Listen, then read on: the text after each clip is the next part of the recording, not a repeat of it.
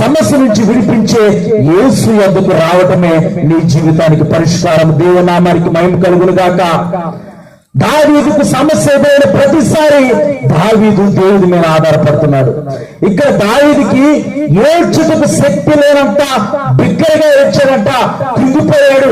ఏంటి ఇలాంటి పరిస్థితి ఎదురైంది, ఏంటి ఇలా ఎదురైంది, నేను ఇలా అనుకోలేదే. నువ్వు కూడా అనుకుంటున్నావేమో, నేను యేసు ప్రభువుని నమ్ముకున్నాను, నా జీవితం ఏంటి, నా బ్రతుకేంటి, చుట్టుపక్కల ఉన్న వాళ్ళందరూ అంటున్నారు నువ్వు దేవుడు నమ్ముకున్నావు కదా, నీ పరిస్థితి ఎందుకు ఎలాగ ఉంది, నువ్వు దేవుడు నమ్ముకున్నావు కదా, ఎందుకు నీ జీవితం ఎలాగుంది అని నిన్ను నిందిస్తున్నారేమో.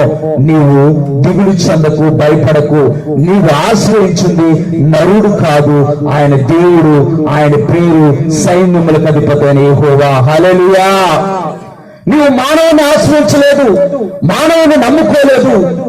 ఈ భూమిని, ఆకాశాన్ని, సమస్తాన్ని